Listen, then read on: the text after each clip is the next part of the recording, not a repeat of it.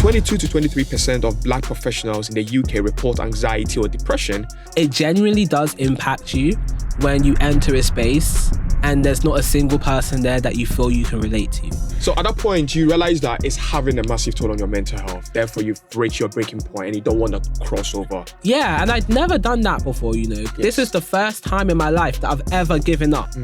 They fail to understand how certain things affect people from certain communities. There's always going to be a certain disconnect. What are some of the biggest mental health challenges you have observed among Black professionals in the corporate world?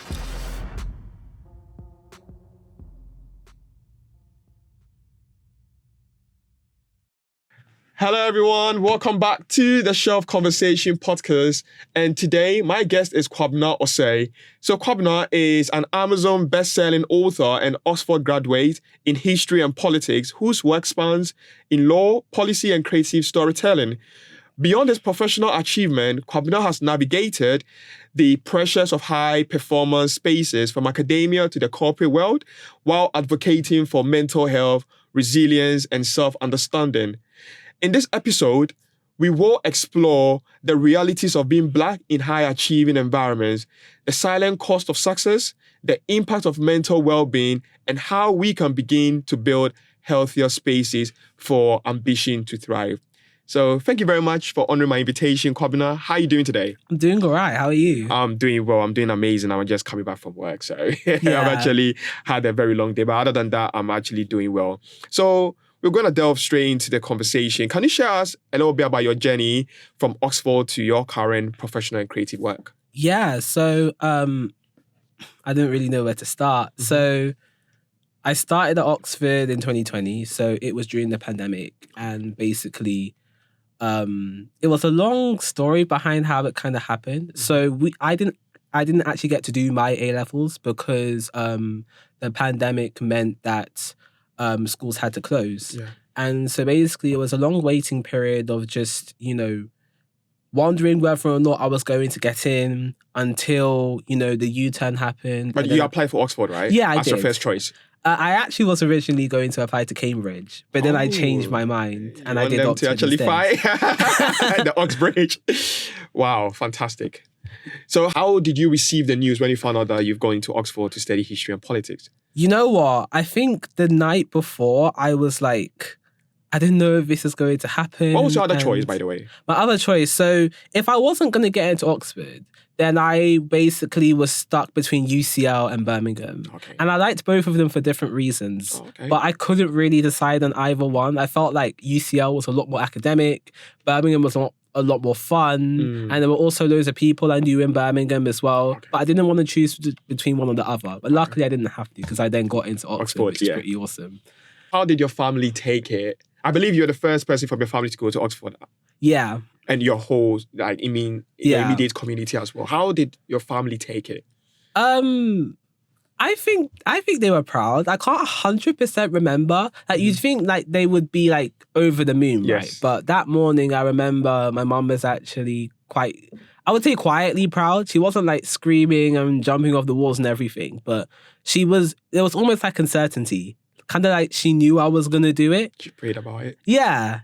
Like a mother's prayers are so powerful. Yes. So it's they see before us. Yeah, exactly. Fantastic. And whilst you were in Oxford, talk us through your first day entering into the doors of your college. Which college did you go to, by the way? So I went to Corpus Christi College. Okay. And that's one of like the smaller colleges. So you mostly end up either knowing or recognizing everyone. Do you choose your college, by the way, or the university chooses it for you? You can choose, but the university can also choose for you. Based on what criteria? Oh, just like, I think it's different for different people. Some people might choose a college based on the fact that Harry Potter was filmed there. Other people might choose it based on how many years of accommodation it provides. Okay. For me personally, I chose a college that I knew was going to be able to support me in lots of different ways. So, for example, some colleges have more money than others. Okay. And I definitely knew that I wanted to go to a college that could provide me with lots of financial support, especially because I'm from a low-income background. Mm-hmm. And I knew that support would be able to benefit me in a lot of ways. What was quite interesting, actually, was during the second term of my first year, we didn't actually go to Oxford because the second lockdown was initiated. We all had to stay at home. You're right. And what was really helpful about that was we actually got lots of financial support in lots of different ways. Okay. So, for example, if my Wi-Fi was really, really bad and my college actually paid for me to get a Wi-Fi extender So you I were, could have... if I'm right, you were at home schooling because of the COVID, or were you still... Yeah, I was at home. Oh, okay. So I was basically doing everything online home, through Zoom. And I think we made the most of it, but it wasn't really the experience that we'd been promised. Because one time has actually been taken away because of the pandemic. But then again, I think I also got quite lucky that I was in like a rather small college, which meant it was easy for us to kind of do events. Whereas if I was at a larger college where like you're less likely to know everyone, it would have felt more like you're a small fish in a big pond, right? You'd feel more lost. What's one of your fond memories at Oxford University? One of my fond memories. Okay, so this is really cool. Yeah. We had a church service in my college. Yes. So I was in third year actually. And basically, I think by then I'd gotten quite used to doing stuff of my own accord. So something I really wanted to do was bring church to uni. Yeah. And to this day, like, I'm so proud that we pulled it off. We had like loads of guests come out. And we had conversations with them afterwards. We looked through the Bible with them. And yeah, they were really, really, really excited to come out. And so I think whenever someone asks me what's one of your most fond memories, I will always say that. Fantastic. Because it's actually an achievement because I share a similar kind of experience with you, because being at uni and being able to bring people together and organize events, it's not the easiest thing to ever do, because when I was the ACS president for my university, I faced a lot of challenges. But when I look back at uni and I looked at those memories, to be able to bring guests with the support of my team, bring guests on board, bring the university community under one roof, which was also a Christian event, I was really, really fulfilled that I've been able to represent God on my campus. Because when you go to campus, a lot of people lose their faith because of the environment they're in. They can't get access to church or any other stuff. So 100% I can actually relate to what you are actually talking about. So Oxford is a high pressured environment, and I believe the school that you went to, was that a similar kind of environment, or when you went to Oxford, you exposed yourself to this high pressure environment? Yeah, I would say like Oxford was very, very different from the places that I'd been to before. So I went to secondary school in North London. Okay. And it was just a normal school. It wasn't known for being particularly academic. And so I think coming from there... Which school was it, by the way? Just out of curiosity. So it was Bishop Stopford School in Enfield. Oh, you went to Bishop's? Yeah, not too far from you. I went to St. Ignatius. Yeah, I think both of them hated each other. One thing I actually disliked was when I get on the bus, because I used to catch the bus from Turkey Street. I walk all the way from down Turkey Street from my school, all the way down Turkey Street, take the 279 bus, because I used to live down there. And immediately we reach the, I've forgotten the name of the stop. Green Street. Immediately we reach there and I see Bishop students getting on board. Yeah. I have to just have the sigh. I was like, Jesus. You know what? I was lucky because I think most of those students you were talking about lived in like Edmonton. Yeah. I didn't live in Edmonton. So I went home the other way. I went up towards Turkey Street. Okay. So I didn't have that problem. So you were lucky. Yeah. I have to actually make this. And some people always used to prompt me, why don't you tell them to keep their mouth shut? And at the back of my mind, someone's like, you dare tell them to keep their mouth shut. They are going to turn their energy towards you. Yeah, so it's true. Just make sure that you go to the the top deck, sit there quietly. When it's time for you to get off the bus and go. Never. So I never knew you went to actually Bishop. And when it comes to A-level college, where did you go? I left Bishop's and I went somewhere called Woodhouse College. Yeah, I know Woodhouse. Yeah. That was one of my colleges that I wanted to actually attend doing my A-level, because when I actually joined, when I actually came to this country, I had my secondary school education. I never looked anywhere out of my college. But I used to hear people would make a recommendation. Are you going to stay here for A-level?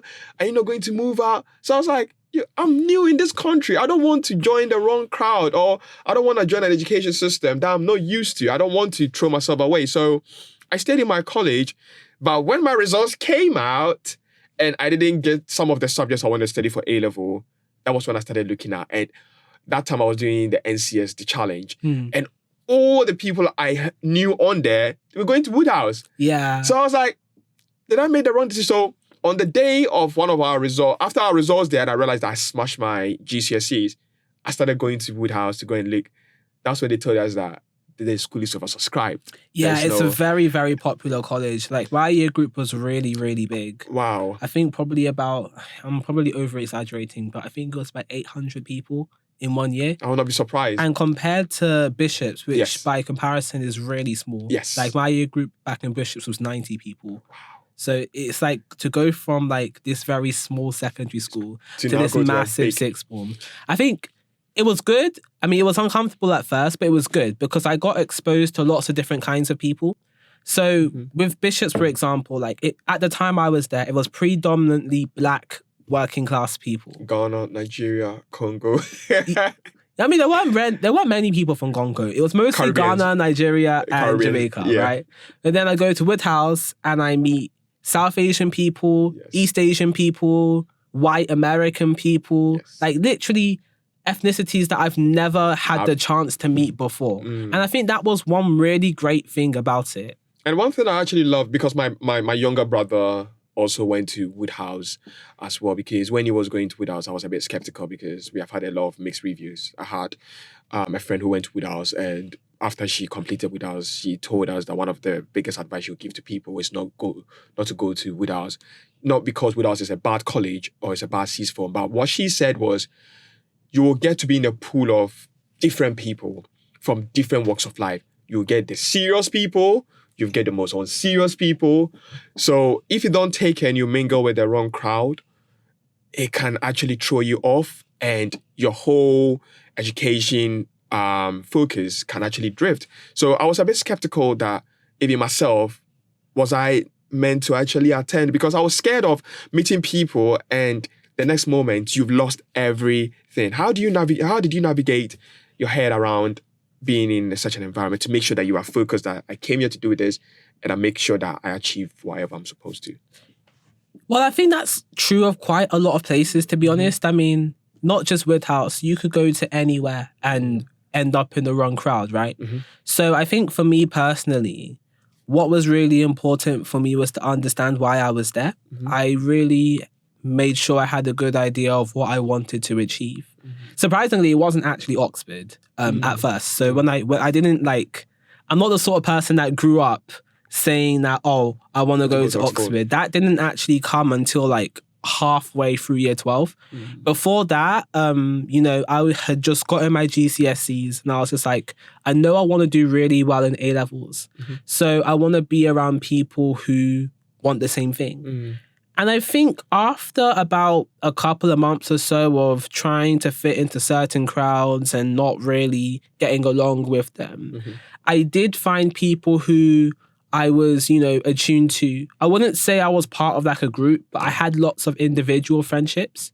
Because when I was in secondary school, I was obviously in a group and that didn't really work out well. So I think it was at sixth form when I realized that I'm more of an individual friendship kind of person.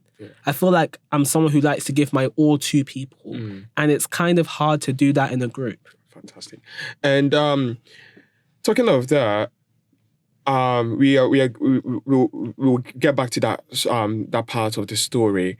But let's take back to our university. What did mental health look like during your time in Oxford? Yeah, so as you may know, Oxford has a reputation of being a very high-pressure environment. So you can understand that mental health is something that is spoken about a lot. So we actually had this thing in Oxford called fifth week blues. So to explain it, Oxford has 8 terms. I mean, Oxford had 3 terms that are 8 weeks long, which is not like most other universities. They might go for 12 weeks. And so week 5 is basically halfway, exactly. So it's not the end of the term yet, but at the same time, it's not the start of the term either. And so people report having the worst mental health because they still have a lot of work to get done. Yes. With the courses in particular, with my course in particular, you got 2 essays a week. And if you don't complete those essays, they don't just cancel the essays. You have to continue them no matter what, even if you have to work during the holiday. That, I think, alongside being far away from home, potentially being around people you don't relate to, and also having to work out being a young adult for the first time, I think definitely results and culminates in mental health issues. I think personally for me, there were definitely like ups and downs. But I think overall, I was very lucky because the college that I was at really, really cared about this sort of thing. And as well as that, I also had really nice teachers. I was very lucky to have that because not everyone did. Do you think it's an institutional issue, or is it because students are not speaking much about the effect that it's having on them? I don't think that students aren't speaking about it. I think when I was there, people were very vocal about the issues they were having. I do accept that it may be an institutional issue because, as I said earlier, I was at a college that really cared a lot about, student well-being. But other colleges, I'd say the more traditional colleges, had a rather different approach. They were probably more old-fashioned. But, we have things like the Oxford SU and other student-based initiatives that try to tackle the problem. I will say, though, that the university, the institutional body, definitely could do more to address it. But it is a complex problem. It's a complex problem indeed. Because my experience of getting closer to a high-pressured environment like Oxford was when I was working in Cambridge. I was working in a pharmacy not far from the Cambridge University. So it was a Sunday and I had a shift as a pharmacist and working in a mental health trust as my 9 to 5. As a clinical pharmacist, one of the things that drew my attention when I went to work in Cambridge, in a pharmacy closer to Cambridge, was I saw a pattern, and that pattern caused a lot of concern. So as I was dispensing, I saw a pattern of me giving a lot of antidepressants. And it was something that didn't sit well with me. And it's something that I'm still willing and ready to speak to more universities about it. Last year, I reached out to the ACS committee, and unfortunately, they have already had their program done. So they couldn't accommodate me on. And as an advocate of mental health, I'm very, very passionate. I was seeing ages as young as 17 taking these antidepressants. And it was not one, it was not two. I counted a lot of scripts. We are talking about 20 or 30 plus of scripts. That was what I was doing the whole day from 12 till the end of the shift around like 4. I had a conversation with a pharmacist and I said, is it because I don't work here often, that's why this is news to me? Or it's just by chance that today that I'm working over here, that I'm seeing a lot of these medications be dispensed? The question that he told me was like, he's used to it. He's seen worse medication than that. And he does dispense or check these kind of medications on a daily basis. And I asked him, what has been done about it? And he says that your university is actually trying their very best. And I said, in what capacity? Are they including more pharmacists, advocates? Because I'm not accessible to the overall data in the university, but this snapshot that I'm getting as a pharmacist tells me that there's a greater concern and it needs immediate address. So, as you said, there's more that can be done, and I stand evident to it as a pharmacist, seeing it as a first-time experience working in a high-pressure university closer to it. I've seen it, and I've heard a lot of news about suicide and all of those kind of stuff, of those kind of. There was actually a documentary that came out a couple of years ago. It was about Cambridge, but I think a lot of it can be factored to Oxford as well. But it was a documentary about student mental health, and it was really surprising. It gave a lot of like really important statistics. So, for example, how much money each college spends on mental health initiatives.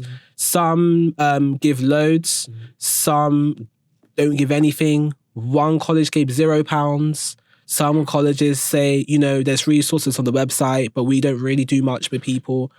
And this is not just something that affects undergrads. I think it affects postgrads worse, actually. As a student or as an alumni of Oxford, as an Oxonian, what would you recommend that that we can do as mental health advocate and as an alumni? What do you think can be done to be able to help? Because Oxford is an institution which has been in existence for a longer period of time. And Cambridge has also been in that kind of league as well. What do you think can be done beyond just talking about it? What do you think we can do to help students? Well, I think that the responsibility shouldn't just fall on students and alumni alone. As you said, Oxford and Cambridge, they're some of the, most prestigious universities in the world. Yes. But I think that their response to things such as mental health and the well-being of its students has to be a testament to that, because both are communities of young adults. Yes. And the universities have a duty of care to all of them. So what I would like to see is just more proactivity. So for example, I know in Cambridge a couple of years ago, there was actually a move to introduce a reading week. I don't know if Oxford has done that, but Cambridge wanted to introduce a reading week in order to help out students who are feeling pressured by the workload.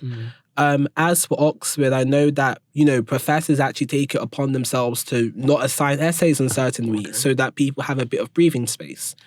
But yeah, I would also say, I think just being a bit more honest as well. Because I do feel like a lot of people in sixth form, they're applying to places like Oxford and Cambridge because they think it's the one thing that's going to make their life perfect. And, I used to believe that as well.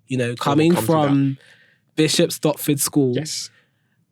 And then making it somewhere like Oxford, you kind of think, wow, I've made it. Yes. But really, it's like the work has just begun. And not everyone that gets into Oxford stays there.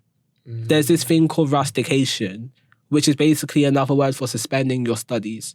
So it's like you decide to rusticate and then you're off the register and you take an entire year out. The university doesn't care where you go or what you do, but you go away for a year. And then a year later, you come back as if nothing's happened. So it's like a gap year?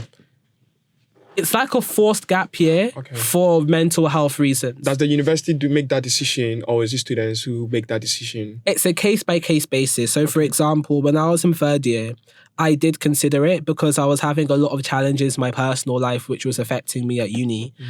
I spoke to my, I guess... Cambridge calls it Director of Studies, but Oxford don't really call it that. I just spoke to the person who was in charge of my degree. And I was like, hi, I think I might need to rusticate because I don't know if I'm going to be able to continue.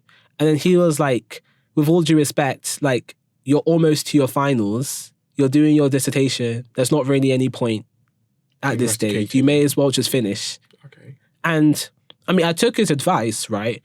But it really just goes to show how decisions like this really boil down to the situation at hand. It's not a one-size-fits-all thing. I have a friend who was studying law with a year abroad, and I think they rusticated twice. But this is under the assumption that during that year you fend for yourself. They don't support you. Like, the colleges don't support you unless they have a very good reason to support you. Is it because of limited resources? Not just limited resources, but they also have to take into account if, you're going to be okay in that environment. So for example, if you've proven yourself to be a danger to other people, or if being in Oxford is going to be detrimental to your mental health, they'll decide, no, like, you shouldn't be here. You should go back to London or wherever you've come from. It may be the case that where they decide to house you in another college. So you're technically in Oxford and you're technically part of one college, but you just live elsewhere. I know that is very often the case with people who have experienced harassment and it's just not safe for them to live in their college anymore. People do move colleges as well. It's very, very rare, but it does happen for reasons attaining to this. Thank you very much. And if you're listening to the Shelf Conversation, our guest today is Kwabena Osei, and we are walking through his journey of being in a high-pressured environment as a student and right now being in the corporate world as an author. If any particular point in this particular episode that we are having has actually triggered you and is bringing back or jogging back memories that's affecting your mental health, there's going to be some support of contacts that you could actually utilize to be able to speak to them, and they'll be able to help you. The aim of this episode is not to trigger anyone who have had an experience of such nature, but also we are just here to be able to highlight it to prevent more people from going through that particular conversation we are having, which is mental health of students, especially Black students within a high-pressured environment. And also to be able to make sure that we are coming up with solutions on how we could work with such institutions to be able to make sure that students' mental health are prioritized, because I believe it is a joint effort that was going to help us to be able to achieve it. So if you're still listening, this is still the Shelf Conversation podcast. So, Kwabena, research, yesterday I was actually reading through some research before our conversation, and research shows that Black students are more likely to experience stress, isolation, and imposter syndrome in elite institutions, yet are less likely to access mental health support. Why do you think this kind of disconnect still exists? I think it can be for a huge amount of reasons. I mean, for example, I definitely struggle a lot with imposter syndrome. And I think it's one big reason for it personally was because of the fact that I felt that environment was not designed for someone like me. I know it sounds really cliche and maybe a bit, stupid, but it genuinely does impact you when you enter a space and there's not a single person there that you feel you can relate to. There's not a single person that you can see yourself in. It does kind of make you feel like you're a bit of an alien. Something else came to mind. When I actually moved into my first year room, I remember I was living with 9 other people, all from different backgrounds, all from different races. And we were all sitting together, and just hearing the life experiences that some of them had prior to coming to Oxford, I was just thinking to myself, wow, I've not really had a very normal life because they've done things that I haven't. And so immediately it's like, we don't have much to talk about. But at the same time, now I look back at that memory, I think, I may have come from a background where opportunities were very far and few between. And other people may have had every single privilege before they got here. But at the end of the day, we're all sitting in the same room together. We're all about to start our first year at Oxford University. So I think that kind of made the imposter syndrome a bit better. Just that affirmation that, we're all here on merit. Yes. We're all here because we've worked hard for it. So I think that's one thing that helped me deal with imposter syndrome. But at the same time, I don't think everyone is so lucky to realize that, because there are people that come to Oxford, especially from, backgrounds like ours, and they still really struggle.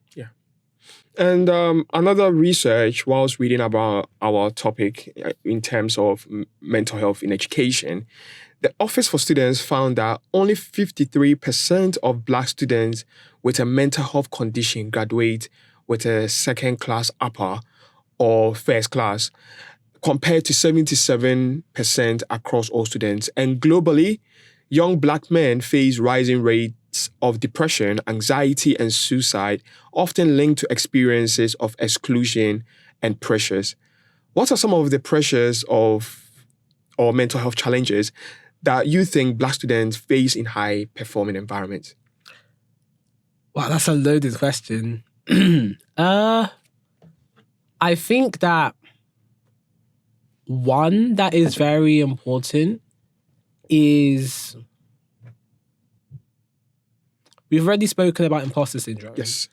I also think another one is definitely things like microaggressions, or probably even worse, like just outright racism. Okay.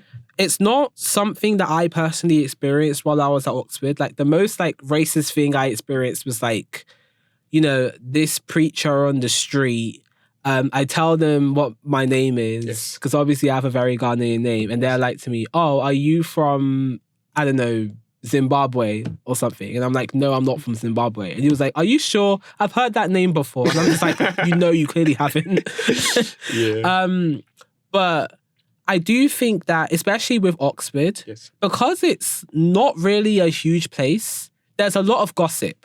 Okay. And I think sometimes it got out of hand to the point where it goes outside the confines of the university as a whole. And this was something that really surprised me, like how seriously certain things are taken. Often what happens is, there's a scandal here, there's a scandal there, someone's done this, someone said that, and it somehow made it onto, student news. So now everyone knows about it. And because everyone knows about it, it then somehow makes its way to national news. And I'm just like, how did this happen? I think that people who do things like lead societies, especially, they have to be quite careful with how they carry themselves. Because if they, say something wrong or they do something wrong, before they know it, like, every single person in the country knows. Do you think the media intentionally targets Oxford University or wants to hear the views of students from Oxford University? The reason why I'm saying this is recently we actually heard about the unfortunate killing of or assassination of one prominent figure in terms of the space of public speaking, which is Charlie Kirk. And I came across, unfortunately, the view shared by one of the students' union reps or president from Oxford. His name is George. And I thought, the way that it could have been carried by he sharing his views, I don't agree with his view, but the way it was being carried, I felt like he was being targeted and being slandered. Do you think the media intentionally puts the camera on Oxford students to hear them because they believe they are the representation of all students, especially he being Black and sharing his experience or sharing his view, which does not automatically represent the view of every Black student? Do you think the media intentionally does that? I think it's more than that. I don't think it's necessarily just a representation of all Black students at Oxford. I think it's the fact that Oxford is essentially an incubator for people who are going to go on to be future leaders. And so as a result, their behavior is very highly scrutinized. I think the media definitely does it to push narrative, but you also have to look at the specific types of media because some situations are more serious than others, I think. Okay. One publication that I think about a lot is The Telegraph. Okay. And they're obviously known for being very right-wing, and their eye is always on Oxford and Cambridge. They always want to see what people are doing because they want to make a comment against wokeism or in favor of conservative values, for example. And they do it because they know people will interact with it. Okay. And to me, it doesn't actually sit well with me. Sometimes when I see that on the media, I'm like, one, the person is young. Two, remember that university student who is in first or second year that would be the time that they're going to make some of the biggest errors in their young adulthood. But the moment they get out of the university and they reflect, they know that they shouldn't have done that. But they have not even been given the room for them to reflect and, apologize for it. They are being quick to being judged. So I was like, how is this person going to even have the room to even build themselves for their future? Because they went to Oxford not to represent their views. They went to Oxford, first of all, it was not their views that got them in there. It's their grades. Yeah. And unfortunately, his LinkedIn page was screenshot. His grades that he got for one way or another became public. And I'm like, have you considered the mental health of this person? Yeah, I think a lot of people come into Oxford not unaware of this in particular, because I think that places like Oxford and Cambridge kind of attract people who are very, very brilliant. And very vocal as well. Yeah, it depends. I was going to say also slightly insecure at the same time. And because they're insecure, they're going to do everything they can to avoid as much risk as possible. So when the risk happens anyway, it then results in mental health just going like that. I mean, even, for example, I remember my first couple of weeks, we had an assignment to do. And this assignment was 2,000 words. It was due at the end of the week. And neither me nor the other person that was in my class had a clue what to do. So we both ended up sending off our essays, but I do remember the email that the other person sent, and they were like, I'm very, very sorry. This is not my best work, but I just haven't had time. I know that this is not what you expected when you accepted me. Next time I'll try my best to do work that is worthy of you. And I was just thinking, like, you shouldn't have to say something like that for your first assignment, because you're going to be here for 3 years and you're going to improve anyway. But this is how a lot of people think. And I think the reputation surrounding these universities only exacerbates this belief that you have to be absolutely perfect in everything you say and do. Right. I think that contributes to a lot of mental health issues. And do you think that also has put people in a position that they have to fit in order for them to be accepted? Yeah, absolutely. And I think this is another issue that, Black students have, because you already visibly don't fit in. Yes. There was like an incident with one person who actually got rejected from a tutoring role because he didn't look British, because he wasn't white. And so you already have that cognitive dissonance in the sense that you're trying to do everything right, yet because you look a certain way, and you're from a particular background, people assume certain things about you, which are not true. I think it's changing now because like more and more Black students are being accepted every year, but it's still a pervasive issue. Black students still are not in the majority. I don't think they will ever be. But yeah, I think that's what I'll say. Fantastic. Thank you very much. If you're listening to this is still the Shelf Conversation podcast. And today my guest is Kwabena Osei, who is walking us through his experience of being in a high pressured environment as in Oxford and how it's actually transformed him in actually finding his feet in the corporate world and now being Amazon best-selling author. So if you are now joining us, please, why don't you start from the beginning of the conversation, because you might have actually missed some important bits of this conversation. And every particular segment of the Shelf Conversation holds a wealth of knowledge and information that could one way or another transform you. So moving on from what we've discussed about, we've had a lot of conversation about Oxford because it's one of the institutions that I really revere a lot of respect towards. Whenever I see someone from such institution, I want to have a conversation. I want to learn. I want to know about the experience because I've heard a lot of stuff from them. Some could be myths. Some could be the truth that they are holding. So I always want to engage in the conversation with them because so that someone within my space who wants to find themselves in such an environment, or even myself who wants to find themselves in that kind of environment, I know what I'm getting myself into so that I will mentally prepare myself in order not to maybe make certain errors that someone might have actually made that resulted them in certain ways. Moving on from there and getting into the corporate world. Right now we've moved from Oxford, where I came.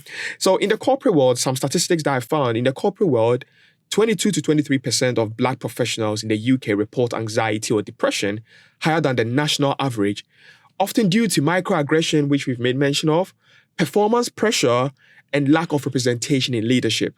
What are some of the biggest mental health challenges you have observed among Black professionals in the corporate world? Yeah, I do think one of them is, like you said, lack of representation in leadership, because that affects a lot of things. It affects your ability to climb higher. Yes. It affects, other people's ability to vouch for you. And it also makes you feel a lot more insecure about your position. Yes. And that's something I've personally experienced through like all of the internships and work experience I've done. One recent one I did was at a law firm. And I remember the first day just feeling so on edge because it kind of felt like I had to work really, really hard to impress them. Otherwise, I was not going to actually stay there. And that ended up being my downfall because the feedback I got was that I was too easily pressured. And what they meant by that was, although they knew I could do really, really good work, they felt I cared too much. And I didn't even know it was possible to care too much about work. But what I'll say is that this place saw itself as a very confident firm. And so if you're going to have that sort of brand, you obviously need to hire a particular kind of person. Yeah. And I think if you are not able to fit what they're looking for, then unfortunately they aren't going to take you on. But I do think that a lot of things that they are looking for are based on characteristics that are often not associated with people from certain backgrounds. And I think when you're talking about DEI, diversity, equity, and inclusion, you need to take into account things like this. So, for example, people from, Black backgrounds, from ethnic minority backgrounds, they're less likely to have the polish that you need to do well in the corporate environment. And obviously that's not their fault, but it's something that they often don't realize until they get there. Okay.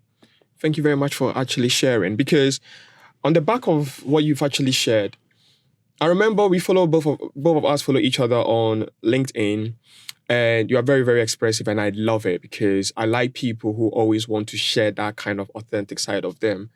But there was a post that you shared that drew my attention. I said, no, I need to reach out to this guy because I've seen people being authentic on LinkedIn, which at first it used not to be.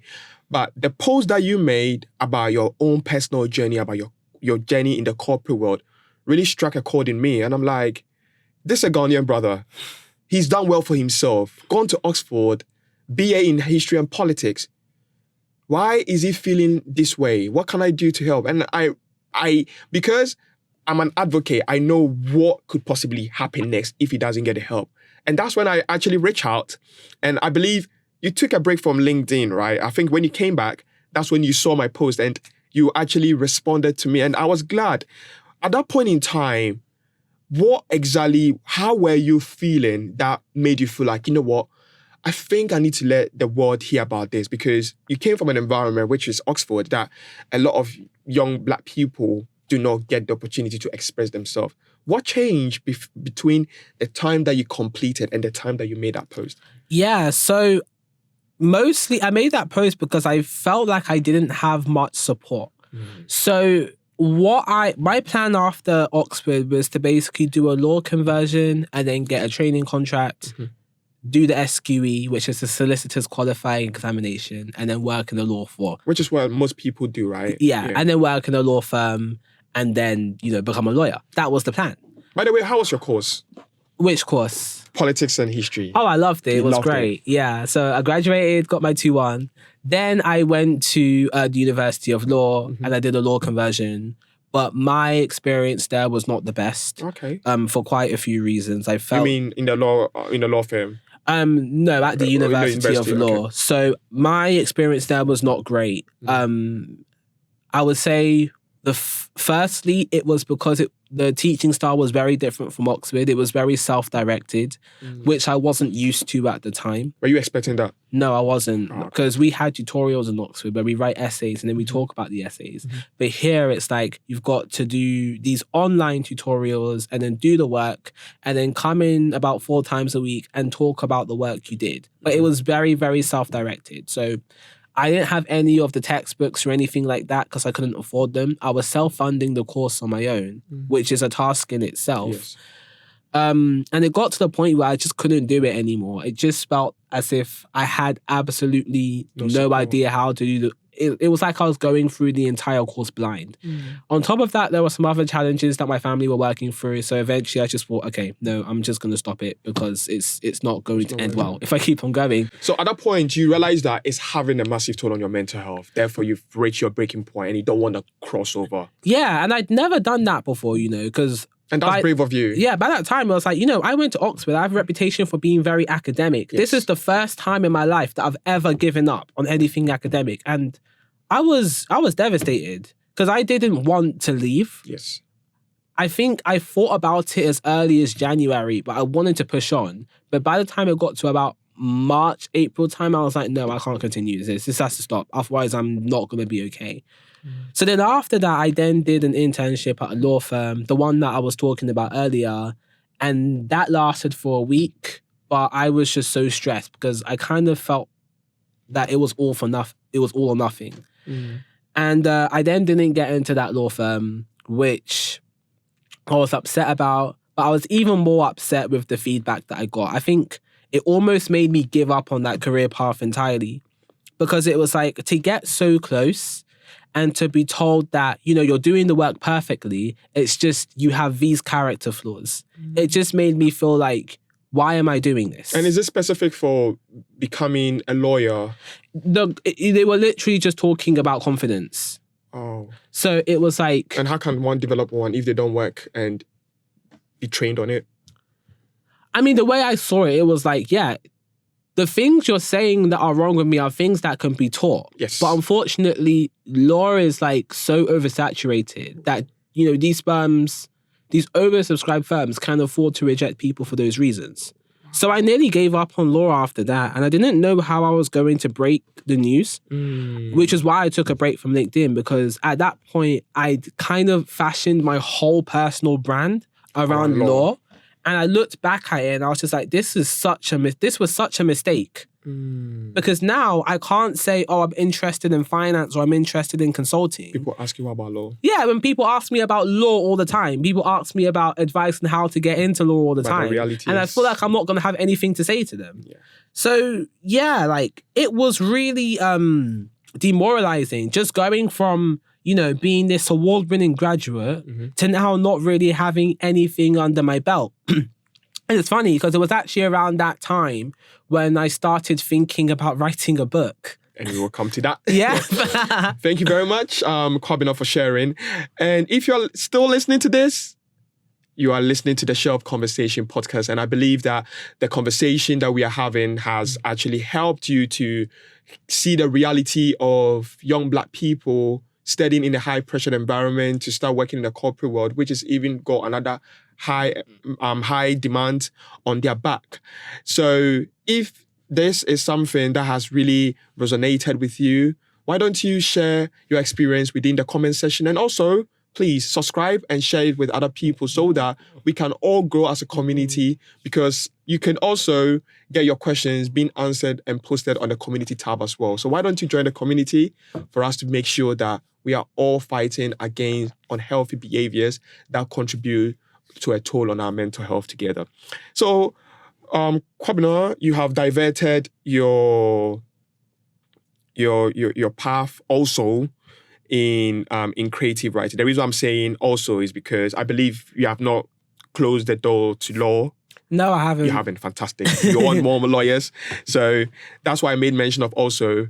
But there was a gift that was within you which helped you to express yourself creatively. How has writing and creative expression helped you process stress or make sense of your experience? You know what? It's helped me massively. Like, I used to love writing back in primary school. I thought it was like the best thing ever. And I think it was something that I was naturally very gifted in. Like, people would always tell me when I was younger, I can write for hours and hours and hours. Wow. And you know what? I don't find it difficult at all. I find it very cathartic in the sense that it helped me to make sense of what was in my head. I saw it as entertainment at first, but during this time in my life, it was like, wow, I realized I had so much baggage from like secondary school, from sixth form, from, uni, and it all had to go somewhere. And I started to think, okay, as a Christian, what if God has caused me to stop and really look back on my life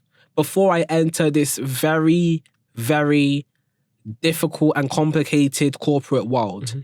Because you don't want to go in there and come out with more issues. Yeah. So let's work on all of this past baggage and do as much as we can to understand it before we move on. I think that was the ethos behind why I started writing Ministry of Troubled Scholars. And I think it was the right direction to go down. Fantastic. And you said your debut novel, which is The Ministry of Troubled Scholars, it explores the intersection of trauma, hierarchy, and belonging. Were these themes drawn from your own observation of real-life institutions? Yeah, definitely. Those were themes that I resonate with very, very intensely. I mostly wrote it as a way of kind of dealing with things that had happened in the past. Was it an escape from reality? Yeah, I think that being at, the University of Law made me really miss Oxford. And as you know, Oxford is, a very romantic university. It's known for Harry Potter. It's known for dark academia. And when I was doing my law conversion, I missed that culture so much that I wanted to bring it back again, because I felt, ULaw felt very, basic. Yeah. It felt very much like a business. It didn't really feel like what I think education should be. It wasn't empowering. It wasn't enlightening. But Oxford was those things, for me anyway. And so I kind of wanted to revive that, in a sense, to kind of help me to cope with the banality of what I was going through. And then when I left ULaw, I just doubled down on it even more. Fantastic. So to my viewers and listeners, the people who are wondering what we are talking about, this is the Ministry of Troubled Scholars, written by Kwabena Osei. So you could actually grab a copy on Amazon, I believe. Yes, so from Amazon. This one is my copy, so grab yours. So an excerpt from the book on chapter 49, Talk, from the Ministry of Troubled Scholars. The protagonist, Preston, has been sectioned under the Mental Health Act and placed in Blackthorn Hospital after being deemed mentally unstable. Through his conversation with psychiatrist Dr. Audrey Kingsley, the chapter explores trauma, isolation, and the fragile intersection between mental health, achievement, and belonging. The story of Preston reviews lifelong struggle with rejection, from childhood bullying and parental neglect to betrayal by mentors. His breakdown isn't madness, but the cumulative weight of years spent striving to be good enough in systems that invalidate him. Preston's story reflects a painful reality, as Black people are 3.6 times more likely to be detained under the Mental Health Act, according to the Royal College of Psychiatrists in 2024. Why do you think institutions still fail to understand Black pain? The first thing that came to mind is because they've never felt it. Because you have to remember, we live in the UK, right? And a lot of these institutions are run by white British people. Yeah. And so as long as they fail to understand how certain things affect people from certain communities, there's always going to be a certain disconnect. And I think I actually do write about it in the book as well. I mean, Preston's very lucky to be interviewed by a Black therapist. In the 1980s, can you imagine how rare that is? Yes, but not everyone else has that privilege, even now. I know there is an option to ask for Black therapists and Black psychologists, Black psychiatrists, etc. But we have to remember, these are only very recent changes. And even still, the demand to make sure that it is an option may or may not be there. Thank you very much for sharing, because I wouldn't have actually come up with that reason, that because they've not actually felt it. And what parallels do you see between Preston's experience in education and the experience of Black people in corporate or academic spaces today? Okay, that's a loaded question. What parallels do I see? Yeah. So in the book, something that does happen is that he is essentially treated in a way where he is surprised that people suddenly switch on him. So at the start of the book... Don't go much into detail, because people need to read it for themselves. Oh yeah, people actually need to read it in detail. Yes. But at the start of the book, Preston has these three friends who, the three of them are all white, and you might actually think they might be the main characters. I believe the protagonist is Black, which is The protagonist is Black, yeah. But all of a sudden, they turn on him, and he's basically put in a very life-threatening situation. And I think the rest of the novel basically explores his distress and his confusion as to why they've suddenly turned on him. I know that in the corporate world, you have many people who, they're sort of tricked into allyship only to then be left in the same state when that allyship is no longer a thing, because for some reason it doesn't benefit them anymore. Yeah. Thank you very much. And some of the themes that run through the book are trauma, validation, and belonging. And some of the excerpts that I actually took, for example, on parental neglect, he said, "My dad's a lawyer. When he's home, he's silent. Sometimes he even hits me. I thought he didn't need to apologize because he was my dad," which is actually a reflection on how silence and lack of emotional safety shapes our mental health, particularly for young Black men. On seeking validation, he made mention that he said, I was a genius. He was the only one who made me feel like I mattered. And this is a conversation on mentorship, on how his mentor manipulated and the longing for affirmation, hierarchical systems. How do you think the early experiences of rejection or silence from family, teachers, peers, mentors influence how Black people show up in professional academic spaces? I think that experiencing things like that at an early age kind of make you expect it everywhere you go. I know that was definitely the case for me because growing up, like, I didn't really have much in the way of mentorship when I was in secondary school because those opportunities just never arose. I kind of just did everything myself. My life was very trial and error. But then when I had like a mentor for the first time ever, I remember feeling like, I'm going to have a relationship with this guy that I've never had with my friends or my parents before. I build a solid bond. Yeah. So you can imagine when that then doesn't happen and then makes you think you're not good enough. And it actually stems psychologically to attachment theory. Because whatever bond we don't get from our parents, we will look for outside of the home. You're right. And for me, it was from my friends. When I then did not get that bond that I wanted with my friends, I then looked towards older adults, thinking, adults are more mature. They're going to understand me more. They're going to tell me things that I don't even know about myself. But then when you realize that that's not even the case. There was a shortfall. Yeah, there was a shortfall. And it makes you feel like something is inherently wrong with you.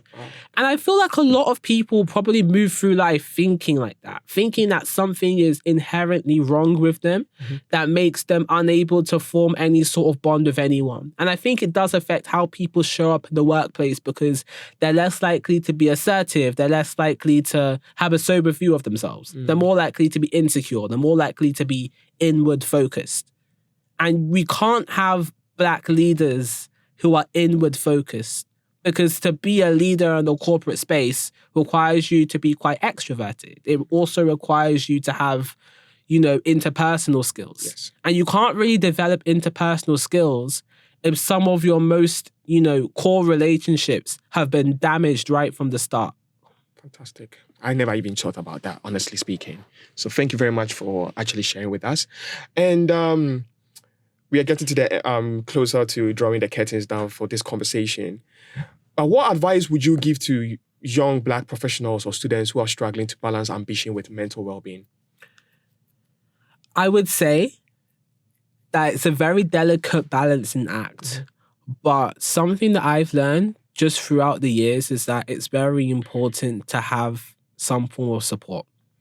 Now, throughout my life, I think I looked for support from the wrong people. I definitely looked for validation from the wrong people. But I do feel like that's why things such as media and books and literature are so important because they can pander to so many people, right? I think definitely make the most of the things that are around you because we're in an age of social media, yes. We're in an age of artificial intelligence. And whilst, people have their opinions about these things, I found a lot of solace in them. Like if I didn't see people, taking the risk to self-publish on TikTok, for example, I never would have thought about publishing a book. If people had not made videos sharing their experiences at university, I wouldn't have been encouraged to apply to Oxford. So I think the internet is a very powerful tool, especially for those who don't already have those existing support systems. Yeah. I think the internet kind of becomes one. And, it's like you said earlier, we know each other because of LinkedIn. Exactly. Imagine if LinkedIn didn't exist.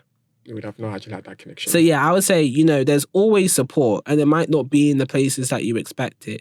It's just you have to go out and actively look for it. Fantastic. Thank you very much, Kwabena, because this is where time would actually allow us viewers and listeners. And Kwabena, your story has been both personal and creative. Reminds us that brilliance should never come at the cost of our mental health. For Black people navigating high-performance spaces, the goal isn't just to survive systems of excellence, but to thrive beyond them. Whole, grounded, and seen.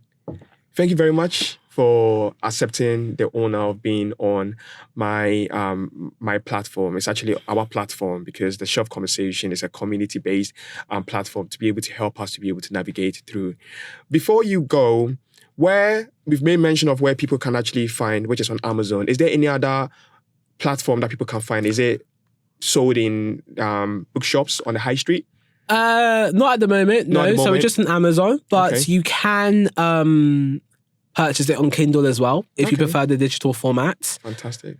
And yeah, Is it fictional or non-fictional? it's fiction. It's fictional. Fantastic. And where can my audience get to connect with you? On what social media platforms are you very active? That if anyone has got question about being an author, applying for Oxford, want to get into the corporate world, or even share the experience on how they can navigate, where would you actually want them to connect with you? Yeah, so my most active platforms are Instagram and LinkedIn. So Instagram is at Kwabstar and LinkedIn is just my name.